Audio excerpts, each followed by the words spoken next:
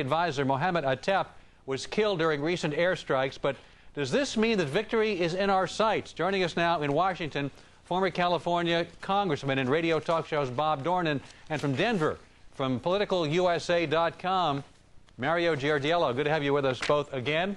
Congressman Dornan, I remember special orders. Bob Dornan, C-SPAN, and many, many nights you were out there fighting for the very weapons and military used in this effort, including the B-1, B-2, F-14s, as you have said. So I'll congratulate you. You and were the F-18 that probably got him, the late Bruce Vento, a nice guy, went on the floor one day and said, "It cannot fly. We must kill it." Right. I'd just flown it with a top Navy test pilot the day before at Patuxent. You were ahead of the curve. I said, "Will the gentleman yield?" I just flew it. And it works. There were many that would have unilaterally disarmed this country at the height of the Cold War. And that's a historical fact. All right, let me bring in Mario here for just a minute. Mario, welcome back to the program. Thank you. Let me ask you, you hear about this top al-Qaeda official that's dead, the one that Bob Dornan described was bragging about shooting down our helicopters, dragging our Americans through the streets in Somalia and so on and so forth. Is it a sad day that this guy's gone?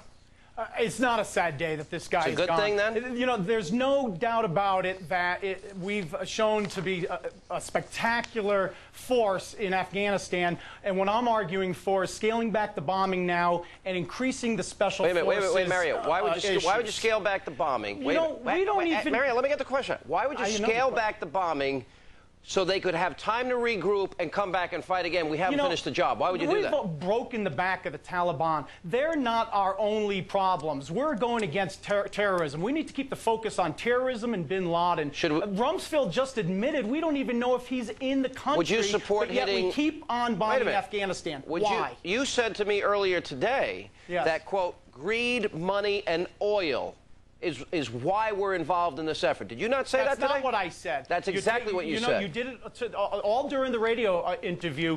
You took my words and manipulated them. I never said Did you use the words greed, money, and oil responsible for this or not? We're in this war because of the events that took place on September 11th. What I did say is that it was not irrational that Osama bin Laden's does have rhyme and reason. And he is not an irrational person because he believes in what he's doing. And there's millions of Muslims who believe in what he's doing. I'm showing the Twin Towers collapsing. And it's a horrific sight. Wait a minute, Mario.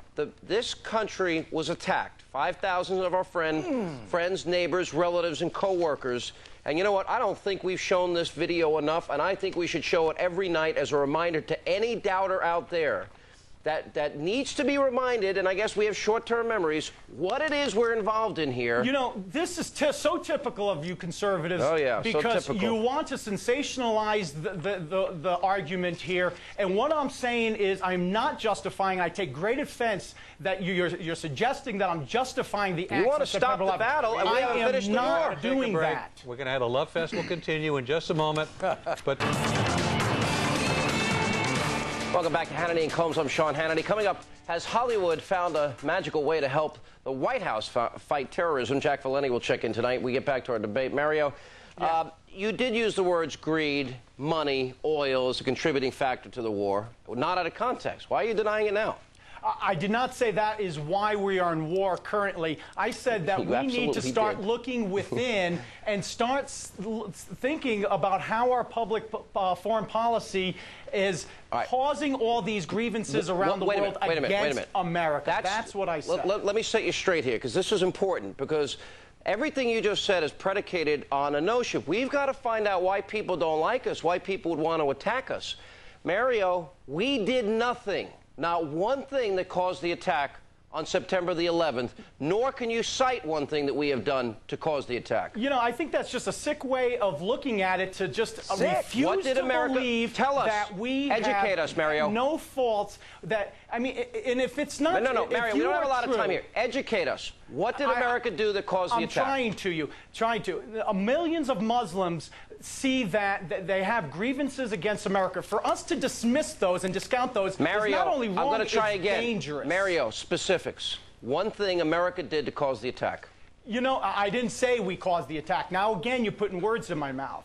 And you did it all day. What I'm saying is that we need to start thinking more globally and listening to the millions of Muslims who do have grievances with us. If they're angry, first of all, America, and this needs to be pointed out, America freed Kuwait. America helped Saudi Arabia. America helped the free flow of oil at market prices when they were under attack and under fire. America is the single largest contributor to food and humanitarian aid to Afghanistan prior to September 11th, prior to this war here. You know, your answer is just more and more bombs. And what does that do? That makes us feel my answer better, is destroying evil terrorists wherever they are.